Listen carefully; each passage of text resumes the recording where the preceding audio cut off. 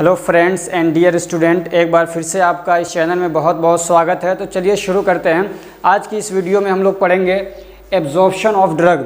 पिछली वीडियो जो हम लोगों ने देखा होगा, आपने जो लास्ट पार्ट था हमारा, उसमें हम लोगों ने पढ़ा था route of administration of drug. जितने भी तरीके के रूट्स होते हैं, यानी बॉडी के अंदर ड्रग को ले जाने के, इंट्रोड्यूस करने के, इंटर करने के, भेजने के, बॉडी के अंदर भेज दिया ड्रग को, तो जितने भी तरीके उसके हो सकते हैं उस सब हम लोगों ने जो मतलब ख़ास हैं, जो इम्पोर्टेंट हैं, उसको हम लोगों ने डिस्कस कर लिया। अब तक 3 या 4 पार्ट्स हो चुके हैं उसके। आज की इस वीडियो में हम लोग एक नया टॉपिक शुरू कर रहे हैं। वो क्या है? Absorption of drug.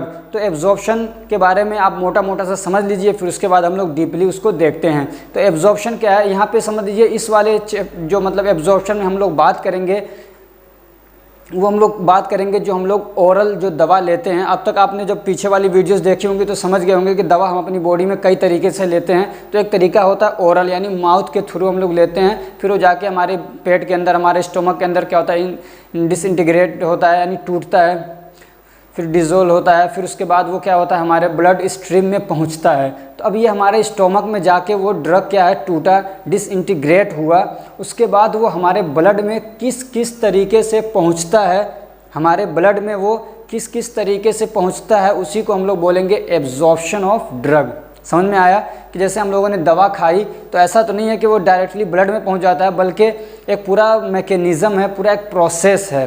ठीक है, तो कई तरीके के अलग अलग प्रोसेस होते हैं, जो कि दवाइयों का नेचर अलग अलग होता है। कोई लिपोफिलिक होती है, कोई हाइड्रोफिलिक होती है, यानी जो लिपिड के साथ बाइंड कर लेती है। कुछ ऐसी होती है जो हाइड्रोफिलिक होती हैं, जो वाटर के साथ जल्दी से घुल मिल जाती हैं। तो उनके नेचर के बेस पे क्या होती है, दवाइयाँ अलग अलग तरीके से हमारे ब्लड में पहुँचती हैं। उसी को हम लोग बोलते हैं एब्जॉर्प्शन ऑफ ड्रग। अब देखते हैं कि वो क्या क्या तरीके हैं, किस किस तरीके से ब्लड में हमारे ड्रग पहुंचती है। डेफिनेशन क्या है एब्जॉर्प्शन ऑफ ड्रग का? The moment of drug from the site of administration into blood circulation या blood stream is called absorption of drug. ये कह रहे हैं कि the moment of drug, drug का मूव करना, यानी ड्रग का पहुँच जाना, ड्रग का मूव करना यानी चलना, कहाँ से? This site of administration into blood. इसका पूरे का मतलब ये है कि दवा का जहाँ से उसको एडमिनिस्टर किया वहाँ से ब्लड के अंदर पहुँच जाना, उसको क्या बोलते हैं हम लोग? Absorption of drug. मान लीजिए यहाँ से हमने मुंह से दवा खाई, ठीक, हमने यहाँ से दवा को इंटर किया, लिया, और फिर वो हमारे ब्लड के अंदर पहुंच गया, तो ये क्या एब्जॉर्प्शन ऑफ ड्रग है। कभी ऐसा होता है कि इंट्रामस्कुलर, यानी आपके जो मसल्स हैं उसके अंदर ड्रग को क्या है, लगा दिया गया, इंजेक्ट कर दिया गया, फिर वहाँ से वो आपके ब्लड में पहुँच रहा है, तो ये भी क्या एब्जॉर्प्शन ऑफ ड्रग है। तो ये अब क्या इसमें क्या कह रहा है कि from the site of administration, यानी दवा को जहाँ से इंटर किया जा रहा है, एडमिनिस्टर किया जा रहा है, वहाँ से ब्लड स्ट्रीम में पहुँच जाने को क्या बोलेंगे हम लोग? ब्लड सर्कुलेशन में पहुँच जाने को बोलते हैं एब्जॉर्प्शन ऑफ ड्रग। ठीक, अब टाइप ऑफ एब्जॉर्प्शन। अब ये एब्जॉर्प्शन कई तरीके के हो सकते हैं, तो पहले सिर्फ उनके नेम देख लेते हैं, फिर उसके बारे में हम लोग डिटेल से देखेंगे। और एक चीज़ और याद रखिए, जब भी आप एग्ज़ाम में लिखिए तो जितने भी पॉइंट्स हैं पहले एक बार उनको ऐसे ही लिख दीजिए बिना उनके डिटेल के, फिर उसके बाद एक एक को लीजिए और टाइटल डाल के, एक टॉपिक डाल के ऐसे अंडरलाइन कर दीजिए। उसके बाद फिर उसके बारे में लिखिए, तो इस तरीके से नंबर आपको ज़्यादा मिलते हैं। ठीक, तो पहला तरीका क्या है एब्जॉर्प्शन का? Passive diffusion. क्या बोलते हैं इसको? पैसिव डिफ्यूज़न, या इसको सिंपल डिफ्यूज़न भी बोलते हैं। दूसरा क्या है? फिल्ट्रेशन या पोर ट्रांसपोर्ट। तीसरा क्या है? Endocytosis, endocytosis. और बात जो बहुत सारी किताबों में आपको मिलेगा पिनोसाइटोसिस। क्या होता है? पिनोसाइटोसिस भी लिखा रहता है।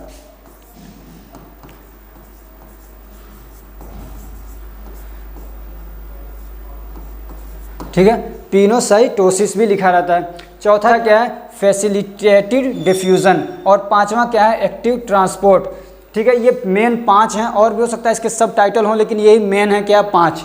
ठीक है, अब हम लोग देखते हैं कि क्या होता है पैसिव डिफ्यूज़न या सिंपल डिफ्यूज़न क्या होता है।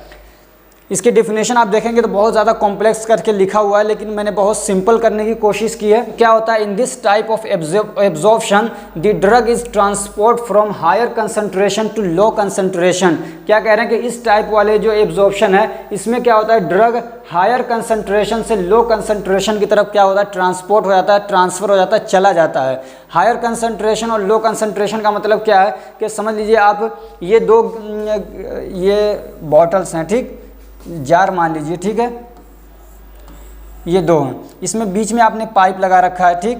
इसमें पानी भरा हुआ है पूरा इतना, और इसमें पानी थोड़ा है। तो आप जानते क्या होगा, आपको मालूम होगा कि इधर ज़्यादा है तो इधर से इधर आ जाएगा, इधर से क्या होगा, इधर आ जाएगा।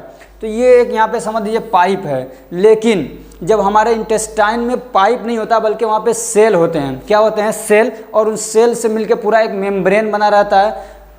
क्या होता है, सेल होते हैं। मान लीजिए आपका इंटेस्टाइन, ठीक, ये इंटेस्टाइन है और इधर आपका ब्लड वेसल्स है। तो यहाँ पे क्या है, ये सेल मेम्ब्रेन है। क्या है, सेल मेम्ब्रेन है। कभी कोई ज़रूरी नहीं कि इसमें डबल हो सकता है सिंगल हो, क्योंकि यहाँ पे मान लीजिए आपका ब्लड इधर, इधर आपका क्या है, इंटेस्टाइन, इसके अंदर ड्रग है। तो अब इधर ड्रग का कंसंट्रेशन ज़्यादा है, यानी इधर ड्रग ज़्यादा मात्रा में है और इधर नहीं है। तो फिर क्या होता है, इधर से इधर ट्रांसफ़र हो जाता है। इसको बोलते हैं from higher concentration to low concentration. इसको डिफ्यूज़न भी बोलते हैं। क्या बोलेंगे, डिफ्यूज़न हो गया, यानी हायर कंसंट्रेशन से लो कंसंट्रेशन।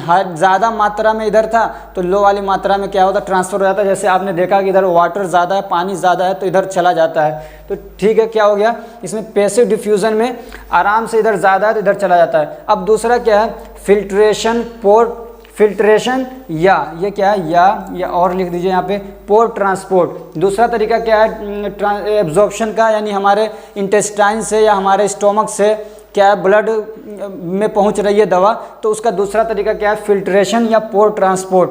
तो उसमें क्या होता है, in this type of absorption the drug molecules are pass through the space between the 2 sales.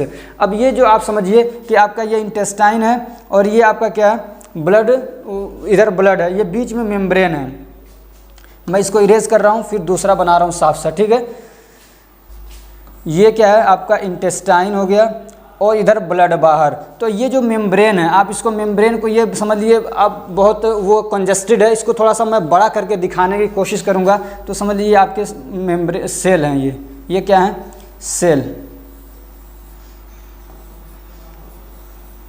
ये सेल है। तो अब ये तो समझ लीजिए आपको एकदम कंजस्टेड है, एकदम मतलब नैरो है, तो दिख नहीं रहा है इसके बीच में। लेकिन क्या होता है, ये जो सेल होते हैं, वो जो चैन होता है, उनके बीच में यहाँ पे छोटा छोटा सा सुराख होता है, पोर होते हैं, उसको क्या बोलते हैं, पोर। तो क्या होता है, इधर मान लीजिए ड्रग है और ये मेम्ब्रेन है, यहाँ पे छोटे छोटे पोर्स हैं। तो ड्रग इधर से क्या होता है, पोर के थ्रू इधर चला जाता है। पोर मतलब जानते हैं, सुराख।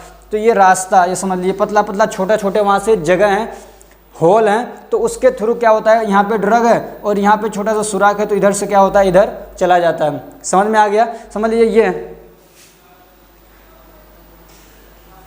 ये आपको ये समझ में आ रहा होगा। जैसे कि मान लीजिए ये सेल है, ये पूरा ऐसे लंबे सा चैन बना हुआ है। तो ठीक है, यहाँ बीच में आपको ये दिख रहा है जगह, तो इसके थ्रू मान लीजिए इधर इंटेस्टाइन में ड्रग है और इस साइड में क्या है, ब्लड है। तो इसके थ्रू ये जो पोर्स हैं, ये जो रास्ते छोटे छोटे, इसके थ्रू क्या होता है, ड्रग के मॉलिक्यूल पास होके चले जाते हैं उधर। तो उसको क्या हम लोग बोलते हैं, फिल्ट्रेशन, यानी फिल्टर हो जा रहे हैं, छन छन के जा रहे हैं, या पोर, या चूँकि ये पोर है, सुराख हैं, तो इसके थ्रू जा रहे हैं, तो इसको बोलते हैं फिल्ट्रेशन या पोर ट्रांसपोर्ट। ठीक है, तो ये दूसरा हो गया। अब तीसरा देखते हैं हम लोग। तीसरा क्या है, इंडोसाइटोसिस। तीसरा क्या है, इंडोसाइटोसिस। इसको पिनोसाइटोसिस भी बोलते हैं, लेकिन असल में क्या है, इंडोसाइटोसिस 2 तरह का होता है। एक होता है फेगोसाइटोसिस, एक होता है पिनोसाइटोसिस। उसमें क्या फ़र्क अभी बता रहा हूँ, पहले इसका डेफिनेशन देख लीजिए। तो तीसरा क्या है, इंडोसाइटोसिस। इसमें क्या होता है, in this type of absorption this cell membrane engulf the drug molecule and take inside this cell.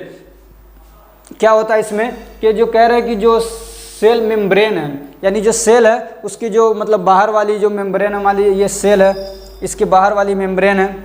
तो ये आपको सेल को ऐसे समझिए, ऐसे, ठीक, ये सेल है, ये इसका मेम्ब्रेन है, ये बाहर वाली, ठीक, ये सेल हो गया पूरा, ये इसके मेम्ब्रेन है, ये मेम्ब्रेन है, ये मेम्ब्रेन है, ठीक। तो क्या कह रहे हैं कि ये cell membrane engulf the drug molecule and take inside this cell. तो अब यहाँ पे मान लीजिए ड्रग है, यहाँ पे ड्रग है, तो ये क्या करता है, इसको अपने अंदर ले लेता है। सेल मेम्ब्रेन इसको घेर लेता है, फिर उसको अंदर ला के छोड़ देता है। ये मान लीजिए सेल मेम्ब्रेन, इसने क्या किया, यहाँ पे ये ड्रग है, इसको अपने अंदर लिया, फिर इसको ला के अंदर छोड़ देता है। तो ये होता है, इसमें क्या होता है, इंडोसाइटोसिस। इसको फेगोसाइटोसिस भी बोलते हैं। फेगोसाइटोसिस और एक होता है पिनोसाइटोसिस। तो फ़र्क सिर्फ इतना है कि ड्रग अगर यहाँ पे लिक्विड फॉर्म में है, ड्रग अगर यहाँ पे लिक्विड फॉर्म में है और उसको सेल मेम्ब्रेन इनगल्फ कर ले रहा है, इनगल्फ का मतलब ये कि अपने मुंह में समझिए ले रहा है, अपने अंदर ले रहा है, उसको बोलते हैं इनगल्फ करना। मान लीजिए ये हाथ है, इसने इसको अंदर ले लिया तो ये इनगल्फ कर लिया, ठीक। तो अगर उसने लिक्विड ड्रग को अपने अंदर इनगल्फ किया है तो उसको हम लोग बोलते हैं पिनोसाइटोसिस। और अगर उसने सॉलिड, यहाँ पे मान लीजिए ड्रग है, उसके सॉलिड है, उसके पार्टिकल से छोटे छोटे सॉलिड है, वो लिक्विड नहीं है, और उसको इनगल्फ किया है तो उसको बोलते हैं फेगोसाइटोसिस। सिर्फ इतना फ़र्क है। तो ये वाला भी आपको समझ में आ गया कि इसमें क्या होता है, सेल मेम्ब्रेन उसको अपने अंदर ले लेता है, फिर अंदर ला के छोड़ देता है, ड्रग में ला के छोड़ देगा उसको। चौथा क्या है, फैसिलिटेटेड डिफ्यूज़न। तो इसमें क्या होता है, in this type of absorption A carrier protein help in the entering of drug inside the cell or cell membrane from higher concentration to low concentration and no energy required in this process। समझ में आया। इसमें क्या होता है कि जो एक कैरियर प्रोटीन होता है, वो कैरियर प्रोटीन हेल्प करता है ड्रग को सेल के अंदर, ड्रग को क्या करता है, सेल के अंदर ले जाने में या सेल के अंदर इंटर कराने में हेल्प करता है। कौन, कैरियर प्रोटीन, अभी बता रहा हूँ, ठीक है। From higher concentration to low concentration, higher concentration से लो कंसंट्रेशन की तरफ, और इसमें कोई एनर्जी की रिक्वायरमेंट नहीं होती है, ठीक। कैसे, तो ये आपका मान लीजिए सेल है, ठीक है, इसको ऐसे रखिए, सेल हो गया। अब इसमें क्या होता है, यहाँ पे इसको मैं पूरा इसको एक्सपेंड करके बना रहा हूँ तब आपको समझ में आएगा। ये सेल होता है ऐसे, सेल का मेम्ब्रेन, सॉरी, ये सेल का मेम्ब्रेन ऐसे रहता है, समझ लीजिए, बाई लेयर होता है लिपिड। इस तरीके से सेल का पूरा मतलब बना रहता है, खूब लंबा सा। अब जितना भी लंबा है तो ये सारे समझिए ऐसे ही बने हुए हैं और ये सब मिले होते हैं, थोड़ा थोड़ा सा इसमें स्पेस होता है, समझ में आ रहा है। ये क्या, इसमें थोड़ा थोड़ा सा बीच में स्पेस होता है और ऐसे ही पूरे ये जुड़े रहते हैं। ये पूरा समझ लीजिए चारों तरफ से सेल को घेर रखा है, तो इस तरीके से ये मेम्ब्रेन बना रहता है, ठीक। तो इसी के अंदर क्या होता है, यहाँ पे कहीं कहीं पे प्रोटीन भी होता है। क्या होता है, प्रोटीन होता है, ठीक। क्या होता है, प्रोटीन। तो वो क्या करता है, उस ड्रग को अपने अंदर ले लेता है। कैरियर प्रोटीन क्या करता है, मदद करता है। जैसे कि मान लीजिए यहाँ पे कैरियर प्रोटीन आ गया, ठीक है, ये प्रोटीन आ गया, तो ये क्या करता है, इसके लिए यहाँ से जगह बना देता है, ये अपना शेप बदल देता है और उसको अंदर पहुँचा देता है। ये समझिए कि वो कैरियर प्रोटीन उसको लेता है बाहर साइड से और अंदर साइड में ला के छोड़ देता है और कोई एनर्जी इसमें खर्च नहीं होती है। समझ में आ रहा है। ये पूरा आपका सेल मेम्ब्रेन है, इसी के अंदर प्रोटीन भी होते हैं। तो प्रोटीन क्या करता है, जो ड्रग है उसको अपने अंदर लेगा और बाहर से लेगा, अंदर ला के उसको छोड़ देगा, इसलिए उसको कैरियर भी बोलते हैं। कैरियर मतलब होता है ढोने वाला। तो बाहर से उठाया अंदर ला के छोड़ दिया, बाहर से उठाया अंदर ला के छोड़ दिया, तो ये होता है आपका कैरियर प्रोटीन। तो आपको ये समझ में आ गया। और इसमें कोई एनर्जी क्या है, खर्च नहीं होती है। तो ये हो गया फैसिलिटेटेड। फैसिलिटेटेड का मतलब होता है कि फैसिलिटी प्रोवाइड कर देना, हेल्प कर देना। तो एक कैरियर प्रोटीन क्या होता है, फैसिलिटी दे देता है, उसके लिए हेल्प कर देता है, सहूलत कर देता है, आसानी कर देता है, ठीक। पांचवा क्या, एक्टिव ट्रांसपोर्ट। इसमें और इसमें कोई फ़र्क नहीं है, सिर्फ इतना फ़र्क है कि इसमें एनर्जी लगती है, उस वाले में एनर्जी की ज़रूरत नहीं पड़ती है। इसमें क्या होता है, in this type of absorption the carrier molecule या carrier protein combines with drug. इसमें क्या होता है, जो कैरियर प्रोटीन है, जैसे कि मान लीजिए इसमें ये आपकी वो क्या कहते हैं, मेम्ब्रेन है, सेल मेम्ब्रेन। तो मेम्ब्रेन में क्या प्रोटीन है, तो प्रोटीन क्या करता है, जो ड्रग मॉलिक्यूल है उसके साथ कॉम्बाइन कर लेता है, उसके साथ मिल जाता है, अपना मतलब एक कंपाउंड बना लेता है, समझ लीजिए, और ड्रग के साथ।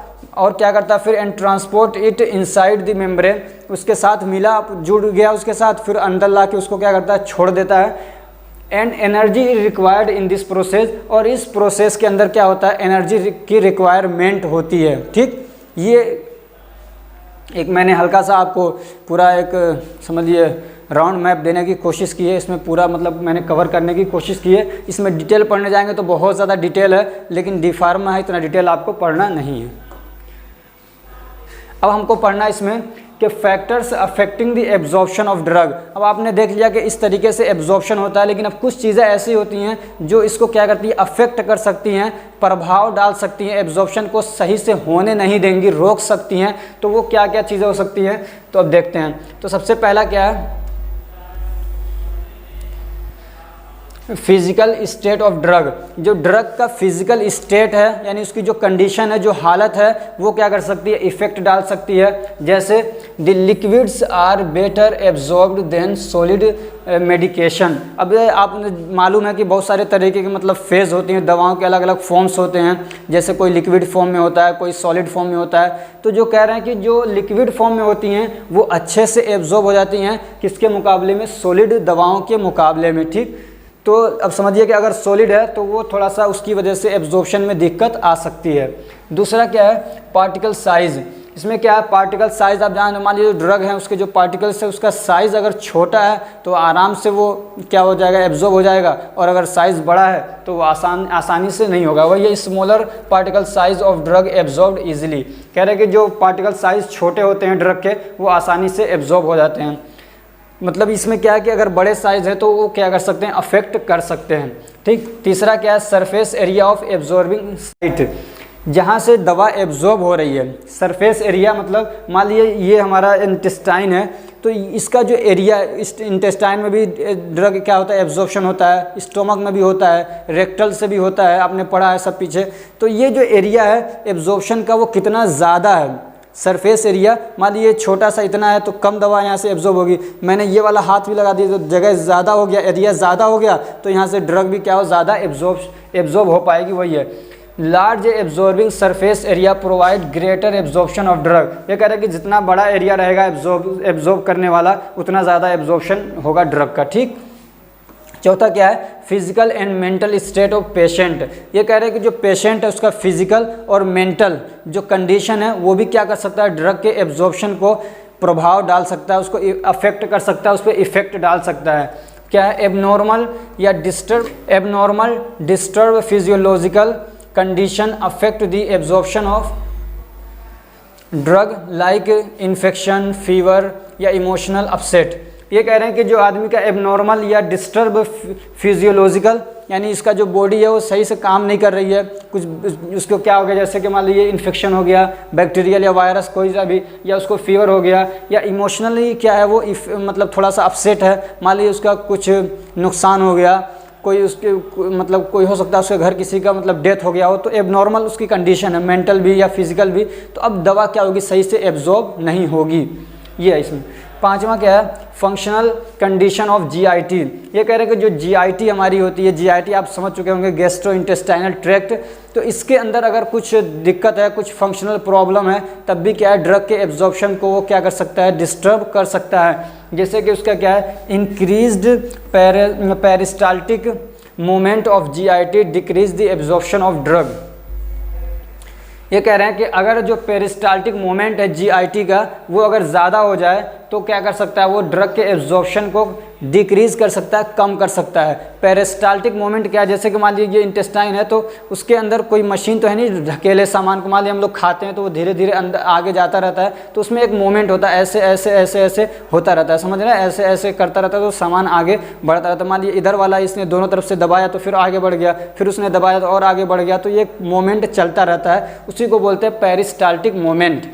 ठीक है, अगर वो समझ लीजिए यहाँ पे हमारे स्टोमक में आया, फिर उसके बाद इंटेस्टाइन में कोई भी खाना हमने खाया, दवा खाई, तो वो इंटेस्टाइन में आया, अब वहाँ पे अगर ज़्यादा देर तक रुका रहेगा वो तो ज़्यादा एब्जॉर्ब हो पाएगा। लेकिन अगर ये पेरिस्टाल्टिक मोमेंट बहुत तेज़ है, जैसे आया फ़ौरन उसको आगे ढकेल दिया, तो फिर क्या होगा, जल्दी से दवा एब्जॉर्ब नहीं हो पाएगी उतनी, तो बहुत सारी दवा क्या होगी, आगे निकल जाएगी, आपके क्या कहते हैं मतलब एनस के थ्रू कचरा बन के निकल जाएगी, वो बाहर चली जाएगी स्टूल की फॉर्म में। तो इसलिए कह रहे हैं कि अगर पेरिस्टाल्टिक मोमेंट क्या ज़्यादा बढ़ जाए तो ड्रग का एब्जॉर्प्शन क्या हो जाएगा, कम हो जाएगा। आगे देखते हैं हम लोग। तो छठा क्या है पॉइंट, पीएच ऑफ ड्रग, यानी ड्रग का जो पीएच है, पावर ऑफ हाइड्रोजन है, यानी वो ज़्यादा बेसिक है या एसिडिक है, कैसा है, ये भी क्या करता है, डिपेंड करता है ड्रग के एब्जॉर्प्शन में। Acidic drugs are rapidly absorbed in stomach. ये कह रहे हैं जो दवाएं एसिडिक नेचर की होती हैं वो स्टोमक में बहुत तेज़ी से क्या होती है, एब्जॉर्ब हो जाती है, चूँकि वहाँ का जो मतलब नेचर है, वहाँ का जो इन्वायरमेंट है स्टोमक का, वहाँ पे एसिडिक होता है। And while basic drugs are rapidly absorbed in intestine, और जो ड्रग बेसिक नेचर की होती हैं वो इंटेस्टाइन में तेज़ी से एब्जॉर्ब होती हैं, क्योंकि वहाँ पे बाइल जूस आता है और बहुत सारे साल्ट मतलब जो जूसेस निकलते हैं वो बेसिक नेचर के होते हैं। तो बेसिक दवाएं वहाँ पे जल्दी से क्या होती है, एब्जॉर्ब हो जाती हैं। सातवां क्या है, presence of food and other thing in जीआईटीज।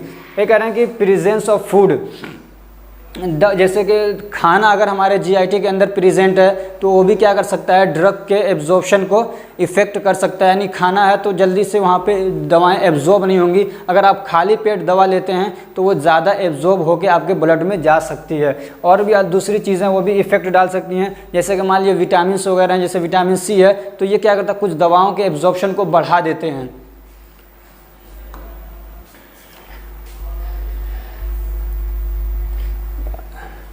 तो क्या है, जैसे कि पीछे हम लोग देखा ना कि जीआईटी के अंदर अगर फूड प्रेजेंट है तो उससे क्या हो सकता है, मतलब उसका जो ड्रग का एब्जॉर्प्शन है वो डिस्टर्ब हो सकता है। ऐसे ही अगर दूसरी चीज़ें हैं तो भी क्या होता है, एब्जॉर्प्शन पे उसके इफेक्ट पड़ता है। तो वही है, the presence of food in GIT में reduce the absorption of drug. अगर क्या कहते हैं हमारे जीआईटी के अंदर गैस्ट्रोइंटेस्टाइनल ट्रैक्ट के अंदर अगर फूड मौजूद है तो उससे क्या होता है, एब्जॉर्प्शन क्या हो सकता है, घट सकता है। Because no direct connection with walls of GIT. ये कह रहे हैं कि जो ड्रग है अगर उसके अंदर खाना रहेगा तो वो डायरेक्ट हमारी जो मतलब जीआईटी की वॉल्स हैं, यानी इंटेस्टाइन की वॉल्स हैं या स्टोमक की वॉल्स हैं, ड्रग डायरेक्ट उसके कांटेक्ट में नहीं आ पाएगा आसानी से, क्योंकि यहाँ पे खाना है तो बीच में ये आ जाएगा और ड्रग इधर है तो फिर वो जल्दी से क्या एब्जॉर्प्शन नहीं हो पाता है बहुत ज़्यादा। इसलिए कह रहे हैं कि अगर खाना हमारे जीआईटी के अंदर प्रेजेंट है तो जल्दी से एब्जॉर्प्शन ज़्यादा नहीं हो पाएगा, बल्कि एब्जॉर्प्शन अफेक्ट हो जाएगा। और क्या है, vitamin C increase the absorption of drugs. और विटामिन सी भी होता है कई सारी दवाओं के क्या होता है, एब्जॉर्प्शन को वो बढ़ा देता है। तो ये हम लोगों ने पढ़ लिया एब्जॉर्प्शन ऑफ ड्रग। तो आज के इस वीडियो में इतना ही रखते हैं। वीडियो काफ़ी लंबी हो चुकी है। नेक्स्ट वीडियो में हम लोग देखेंगे डिस्ट्रीब्यूशन ऑफ ड्रग, यानी ड्रग हमारी बॉडी में कैसे पूरी बॉडी में पहुंचती है, वो डिस्ट्रीब्यूशन है और बहुत सारी डिटेल हैं। अगर ये हमारी कोशिश आपको अच्छी लग रही है तो वीडियो को लाइक करिए, चैनल को सब्सक्राइब कर लीजिए और अपने फ्रेंड्स को भी शेयर करिए ताकि वो भी इससे फ़ायदा उठा सकें। अगर आप हमसे कम्युनिकेशन करना चाहते हैं, बात करना चाहते हैं तो हमारा टेलीग्राम ग्रुप ज्वाइन कर लीजिए। वहाँ पे आपको इसका PDF भी प्रोवाइड कर दिया जाएगा और भी बहुत सारे बेनिफिट आप वहाँ से पा सकते हैं। तो चलिए आज की इस वीडियो को यहीं पर ख़त्म करते हैं। Thank you so much for watching.